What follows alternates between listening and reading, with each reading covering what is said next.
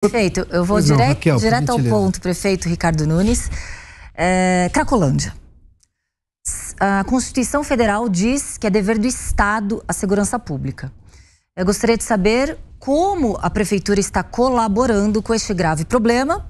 E também sabemos que o Pacto de Gestão do Sistema Único de Saúde delimita muito claramente a responsabilidade do município. Por que não uma política de internação compulsória? Raquel, Cracolândia, eu vou fazer um pequeno resuminho só para poder ter uma compreensão. Claro, por favor. O que a gente chama de cena de uso ali no centro de São Paulo. O senhor disse que é impossível não resolver a questão da Cracolândia. O senhor disse recentemente, não foi? Eu acho que nós temos que resolver e nós precisamos resolver. E é um desafio que perpassa gestões, né? Cracolândia. A Raquel colocou um tema que nós estamos pensando e discutindo isso aí faz o quê? 20 anos pelo menos, talvez? Cracolândia, eu tenho 30 anos. Ela existe há 30 anos. Agora, o que acontece? Em 2016, doutora Raquel, nós tínhamos lá 4 mil dependentes do crack, usuários do crack naquela região. Hoje nós temos 1.000. A gente faz a contagem todos os dias. Por que é importante colocar esse relato? Porque a gente já tivemos avanços com relação a essa questão. Agora a gente está no momento mais delicado. Queria trazer aqui um dado da pesquisa da Unifesp. O que a Unifesp nos traz?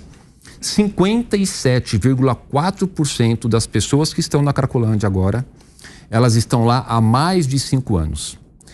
39% estão há mais de 10 anos. Então, haviam 4 mil usuários, a gente foi fazendo trabalho. Como é que é esse trabalho? De oferecer atendimento nos CAPs, nos CIATs, né, nos nossos serviços de atendimento prolongado de desintoxicação. Esses 1.000, a gente tem hoje aqui um desafio maior, doutora Raquel, porque, como eu disse aqui, eles estão há muito tempo sobre o uso e os efeitos dessa droga terrível, que é o crack, e que agora a gente acaba, vamos ter que enfrentar essa questão dessa nova droga, que é o K9. Então, a Prefeitura de São Paulo, junto com o Governo do Estado, está fazendo ações fortes e contundentes. Evidentemente, quando você tem 1.000 pessoas usuários de crack naquela região, é um incômodo enorme. Quem está nos assistindo aqui deve estar falando, poxa, mas o prefeito está achando que está tudo bem. Gente, não está tudo bem. O problema é grave. Eu só estou dizendo o seguinte, que nós estamos avançando e não vamos desistir até ter uma solução final. Isso é muito importante, né? Persistir. Não pegar esse problema, colocar num canto, direcionar essas pessoas para um local com pouca visibilidade e deixar aquilo aumentando. Quando você tem uma pessoa envolvida no crack, além dele ter um prejuízo enorme para a sua própria saúde, ele acaba fazendo com que toda a sua família tenha um sofrimento enorme. Para a gente ter uma ideia com relação a esse tema, eu pedi para o secretário de saúde, doutor Zamarco, fazer lá nesse local os exames de espirometria. Espirometria é um exame que faz para saber a capacidade pulmonar. Nós fizemos o teste em 186 pessoas. Olha que coisa terrível. Dessas 186 pessoas, metade delas tem um comprometimento do pulmão de metade. Então, é algo que a gente percebe que todo mundo sabe, né? Mas é bom colocar esse dado. Você vai criando um problema para essa pessoa de saúde terrível. Imagine para as questões, né, do cérebro e todos os demais órgãos do seu corpo. Então, nosso grande desafio é continuar persistindo, prendendo traficantes. Foram presos mais de 180 traficantes. A doutora Raquel, que é da Polícia Civil, a Polícia Civil fez um trabalho incrível com a Operação Caronte, continua fazendo um trabalho incrível. A Polícia Militar, a nossa Guarda Civil Metropolitana tem sido guerreiros. Mas tem uma coisa que eu preciso aqui agora, Capês, colocar para as pessoas como um desabafo.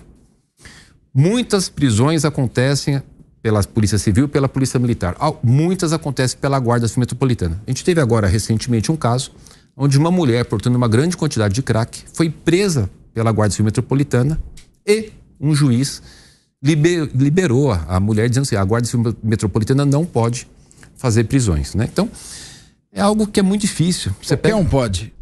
É um absurdo. Em flagrante delito. É um absurdo. Pois é. Qualquer um pode, inclusive o particular. É um tema. Política de afrouxamento para aqueles que praticam crime, né?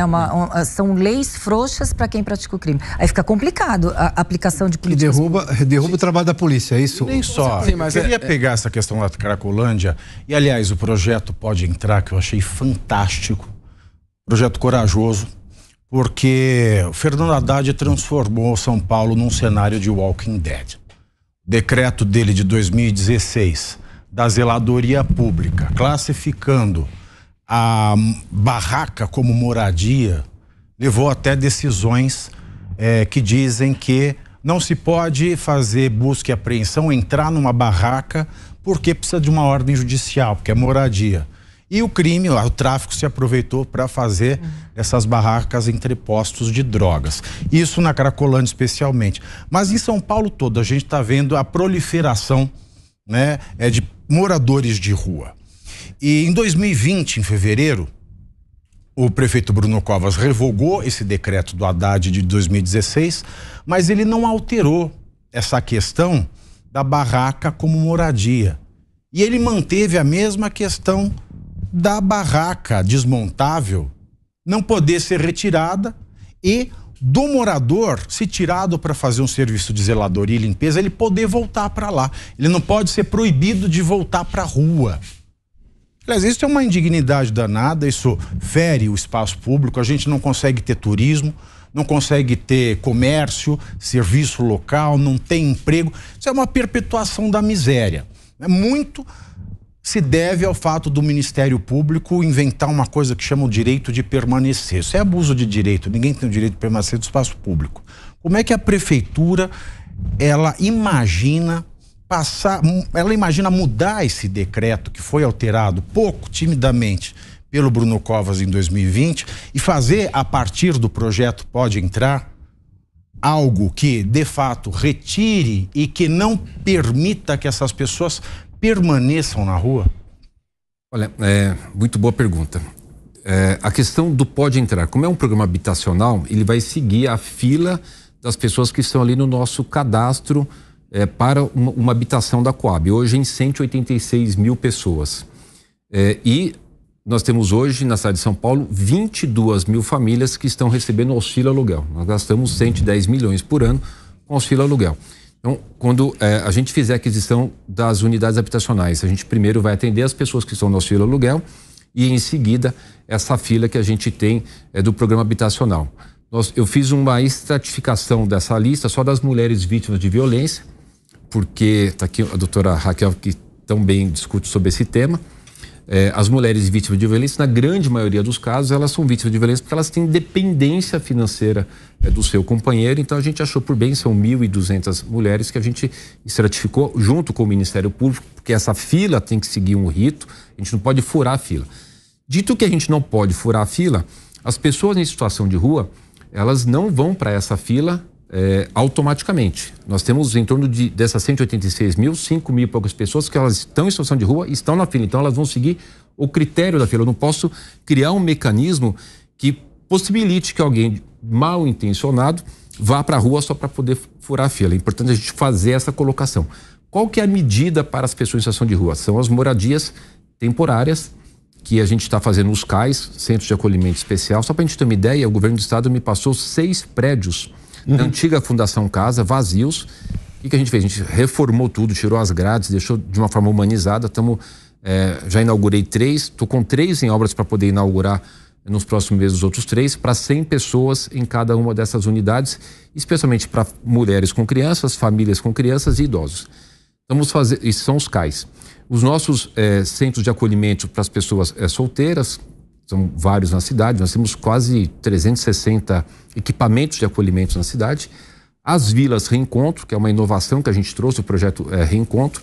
Essas vilas Reencontro são casas de 18 metros quadrados, com banheiro, com um vaso, com um chuveiro, com uma cozinhazinha. É uma vila que tem, inclusive, a horta comunitária, atendimento de assistente social e todos esses serviços com o oferecimento de cursos profissionalizantes para as pessoas se reintegrarem no mercado de trabalho.